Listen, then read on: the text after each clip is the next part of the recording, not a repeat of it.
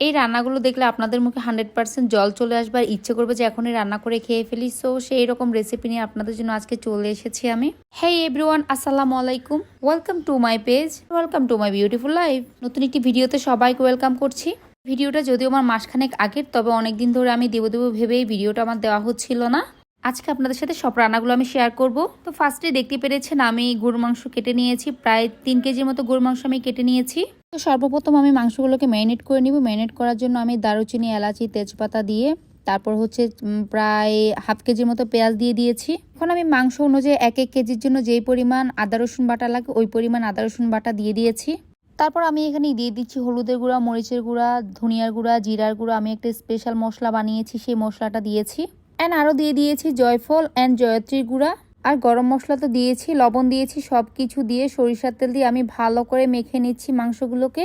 And আমার এখানে প্রায় 3.5 কেজি মাংস আছে, ওই পরিমাণে আমি সবগুলো মশলাকে দিয়ে দিয়েছি। এখন আমি এগুলোকে একপাশে রেখে দিব কিছুক্ষণের জন্য, তারপর বাকি কাজে চলে যাচ্ছি। আমি এখানে 2 টেবিল চামচ সরিষা নিয়ে নিয়েছি, তাতে নিয়ে নিয়েছি 10-12টা শুকনো মরিচ। এগুলোকে আমি একটু গরম পানিতে ভিজিয়ে রাখছি কিছুক্ষণের জন্য। এখন সরিষাগুলোকে ভালো করে দিয়ে ব্লেন্ড করে নিব। আমি সরিষাগুলোর সাথে হাফ টেবিল স্পুন করে ধনিয়ার গুঁড়া, জিরার গুঁড়া, গরম মশলা সবকিছু হাফ টেবিল স্পুন দিয়ে আমি একটা মিশ্রণ তৈরি করে রেখেছি। এখন একটা হাঁড়ি বসিয়ে দিয়েছি, কাপ তেল দিয়ে দিয়েছি। তেলটা গরম হয়ে আসলে আমি দিয়ে দিয়েছি একটা পেঁয়াজ কুচি করা, তারপর দিয়ে দিয়েছি দারুচিনি, এলাচ, তারপরে দিয়েছি গোলমরিচ, তারপরে কয়েকটা শুকনা মরিচ দিয়েছি। এখন আমি এগুলোকে ভালো করে নেড়েছি, একটু লাল লাল করে ভেজে নেব পেঁয়াজগুলোকে আর মশলাগুলোকে। অ্যান্ড যখন ভাজা ভাজা হয়ে আসবে তখন আমি যে মিশ্রণটা রেডি করে রেখেছিলাম, সরিষা মশলা সব মিশ্রণটা আমি এখন এখানে একসাথে ঢেলে দিব। আজকের এই মাংস রান্নাটা টোটালি ডিফারেন্ট, আর এত যে মজা হয়েছে আপনারা এভাবে ট্রাই করে দেখবেন। অবশ্যই হাত চেটেপুটেই খাবেন আর সবাই খুব প্রশংসা করবে আপনার রান্নার। আমি এখানে এখনো কোনো পানি দিব না। যখন মশলাগুলো ভাজা ভাজা হয়ে আসবে আমি মাংসগুলোকে দিয়ে দেবো। হাঁড়িটা কিন্তু বেশ বড়, আমি এখানে 3.5 কেজি মাংস সবগুলো দিয়ে দিয়েছি। একটু চর্বিওয়ালা মাংস নেবেন, তাহলে এইভাবে মাংস রান্নাটা বেশি মজা লাগে। দেখবেন সবসময় হাড় চর্বি সবকিছুই মিশ্রিত যে মাংসগুলো, সেই মাংসগুলোই খেতে বেশি মজা লাগে। এন্ড আমার মাংসগুলো প্রায় কষে এসেছে, আমি কিছুটা পানি দিয়েছিলাম এখানে। এই মাংস রান্না করার সময় আমি কিন্তু বাদাম বাটা দিয়েছিলাম, আমি ভিডিও ক্লিপ নিতে ভুলে গিয়েছি। সাথে আলুও দিয়েছিলাম, সেটা ক্লিপ নিতেও আমি ভুলে গিয়েছিলাম। আর আমি যখন গরুর মাংস রান্না করি একটু স্পেশালভাবেই সবসময় রান্না করি, একটু ভিন্ন স্বাদের করে রান্না করি। দেখতেই পাচ্ছেন আমার রান্নাটা কত লোভনীয় হয়েছে। এর মাঝখানে আমি অনেকগুলো ভিডিও ক্লিপ নিতে ভুলে গিয়েছিলাম। অ্যান্ড আমি এখন বাকি রান্নাতে চলে এসেছি। আমি একটা চুলায় হাঁড়ি বসিয়ে দিয়েছি, 1 টেবিল চামচ ঘি দিয়ে দিয়েছি, হাফ কাপের মতো তেল দিয়ে দিচ্ছি। আর আমি এখন রান্না করছি পোলাও। সচরাচর পোলাও রান্নাটা সবাই জানেন, সব আপু ভাইয়ারাই জানেন। এটা ভিডিও করে রেসিপি করার কোনো কিছুই নেই, তারপর আমি শেয়ার করছি আপনাদের জন্য। আসলে কি জানেন, এক একজনের রান্নার টেস্ট একরকম, এক একজনের রান্নার হাত একরকম, সেই জন্যই আসলে রেসিপিগুলো শেয়ার করা। আমি অনেকজন থেকে অনেক কিছু শিখে শিখে রান্না করি।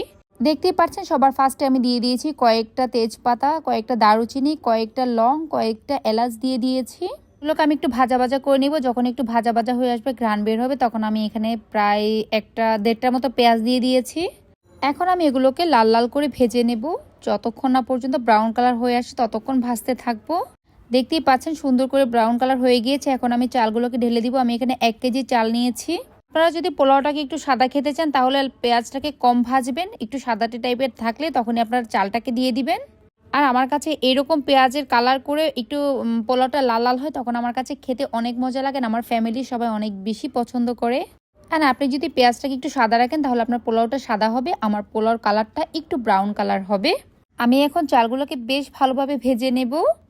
আমি পোলাওর চালগুলোকে আধা ঘন্টা আগে ধুয়ে রেখেছিলাম।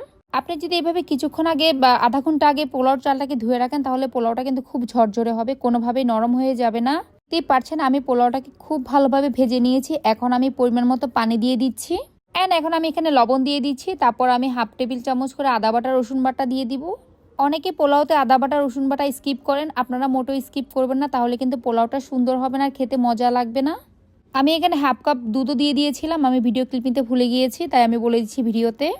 দেখতেই পাচ্ছেন মাশাআল্লাহ আমার পোলাওটা খুবই সুন্দর ঝরঝরে হয়েছে আর খেতেও খুব স্বাদ হয়েছে। আমার মতো এভাবেই কে পোলাও রান্না করেন অবশ্যই কমেন্ট করে জানাবেন।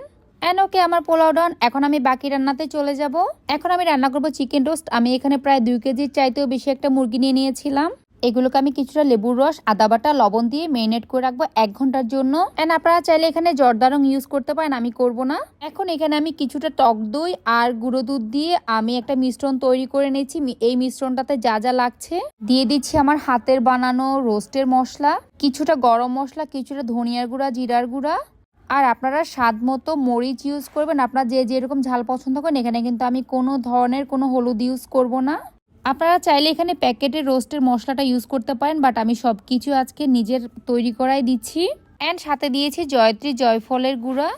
এখন আমি সবগুলোকে ভালোভাবে মিক্স করে নিব। আপনারা যদি প্যাকেটের রোস্টের মশলা ইউজ করেন তাহলে কিন্তু এখানে আর কোনো মশলা লাগবে না, পুরো একটা প্যাকেট দিয়ে দিলে হবে। চুলাতে একটা হাঁড়ি বসিয়ে দিয়েছি, 2 কাপের মতো তেল দিয়ে দিয়েছি। তারপর আমি বেশ কিছুটা পেঁয়াজ বেরেস্তা করে নিব। এখন এই বেরেস্তাগুলোকে আমি রোস্টে ইউজ করব, যার জন্য সবার আগে আমি বেরেস্তাগুলোকেই ভেজে নিচ্ছি। এরকম ব্রাউন কালার হয়ে গেলে দেখেন কালারটা কি সুন্দর হয়, বেরেস্তার কালারটা যে আমার এত ভালো লাগে। এন্ড আমার বেরেস্তাগুলো রেডি হয়ে গিয়েছে। আমি সেম প্যানে বেরেস্তাগুলো উঠিয়ে নিয়ে সেখানে আমি চিকেনগুলোকে দিয়ে দিচ্ছি। আরেকটা কথা, চিকেন রোস্ট অনেকভাবে অনেকজনে করে থাকে, আমি দেখে থাকি। কেউ হয়তো চিকেন রোস্টটাকে ভাজে না, আমি একটু ভাজা ভাজা করে নিচ্ছি। অনেকে একটু বেশি ফ্রাই করে, আমি একটু কম ফ্রাই করে নিচ্ছি। এই রোস্টের রান্নাটা ডিপেন্ড করে যে রোস্ট ফ্রাইটা আপনি কতটুকু করবেন। আপনি যেভাবে খাবেন ঠিক ওভাবেই রোস্টটা ফ্রাই করে নেবেন। অ্যান্ড চিকেনগুলো যখন ভাজা হয়ে যাবে তখন আমি রোস্টের বাকি কাজটা সেরে নিব। অ্যান্ড এখন আমি সেম প্যানে সেম তেলের মধ্যে আমি দিয়ে দিয়েছি 3 টেবিল স্পুন পেঁয়াজ বাটা, কয়েকটা দারুচিনি, কয়েকটা এলাচ আর তেজপাতা দিয়ে আমি এখন এগুলোকে ভালোভাবে ভেজে নিব। পেঁয়াজটা যখন ভালোভাবে ভাজা ভাজা হয়ে যাবে তখন আমি আদা রসুন বাটা দিয়ে দিব। এখানে 2 টেবিল স্পুন করে আমি আদা রসুন বাটা দিয়ে দিয়েছি, সেটাকে আমি ভালোভাবে ভেজে নিচ্ছি। আমি ভিডিও ক্লিপ নিতে ভুলে গিয়েছিলাম, সরি। এখন আমি দিয়ে দিচ্ছি রোস্টের জন্য যে মশলাটা আমি রেডি করে রেখেছিলাম, সেই মশলাগুলোকে আমি এখন দিয়ে দিচ্ছি। আর এই রোস্ট রান্নাটা আপনি যতক্ষণ সময় নিয়ে রান্না করবেন, যতক্ষণ কষিয়ে রান্না করবেন, রোস্টটা তত বেশি মজা হবে আপনার। দেখতে পেরেছেন আমি কিন্তু এখনো কোনো পানি ইউজ করি নাই। মশলাটা যখন ভালোভাবে কষে গিয়েছে তখন আমি দিয়ে দিচ্ছি চিকেনগুলোকে। এন্ড আপনি যখন মনে করবেন আপনার মশলাটা একটু ড্রাই হয়ে গিয়েছে তখন একটু গুঁড়ো দুধ দিয়ে দিবেন বা তরল দুধ দিয়ে দিবেন, নয়তো বা আপনি পানিও দিতে পারেন, কোনো প্রবলেম নাই এতে। তবে যদি গুঁড়ো দুধ ইউজ করেন বা তরল দুধ ইউজ করেন তাহলে একটু ভালো হয় আর কি, টেস্টটা বেশি মজা হয় খেতে। এখন আমি দিয়ে দিব তরল দুধের সাথে টক দই ফেটিয়ে সেটাকে আমি একটু লিকুইড করে নিয়েছি। তারপর আমি রোস্টের মধ্যে দিয়ে দিচ্ছি। আমি সবসময় রোস্ট রান্না করলে দুধের পরিমাণটা একটু বাড়িয়ে দিই, এতে করে এমন করে রান্না করলে আপনার রোস্টটা অনেক বেশি শাহি শাহি লাগবে অ্যান্ড বিয়েবাড়ি রোস্টের মতোই লাগবে। এখন দিয়ে দিব 1 টেবিল স্পুন টমেটো সস। রোস্টের সসটা কিন্তু অনেক বেশি ইম্পর্টেন্ট, এটাকে স্কিপ করবেন না আপনারা। নেড়ে চেড়ে দিয়ে আমি কিছুক্ষণ ঢাকা দিয়ে রাখবো। এখন বাকি কাজে চলে যাচ্ছি। 3 টেবিল চামচ গুঁড়ো দুধ নিয়েছি, ওগুলোকে আমি একটু পানি দিয়ে গুলে নিব। এরপর এগুলোর সাথে আমি মিক্স করব কাজু বাদাম, তারপর কিশমিশ, পেঁয়াজ বেরেস্তা, পোস্তদানা বাটা সব কিছু একসাথে মিক্স করে আমি একটা পেস্ট তৈরি করেছি। এখন সেই পেস্টগুলোকে আমি এটার সাথে মিক্স করে নিব। দেখতেই পাচ্ছেন আমি আস্তে আস্তে দিয়ে দিচ্ছি। ব্যাস এগুলোকে এখন ভালোভাবে মিক্স করে দেন আমি রোস্টের মধ্যে দিয়ে দিব। এটা হচ্ছে মেইন পার্ট। আমার রোস্টের কালারটা দেখেন না কি ইয়ামি এসেছে, তাই না? দেখেই মনে হচ্ছে এখনই রান্না করে খেয়ে ফেলি, এমন মনে হচ্ছে না আপনাদের?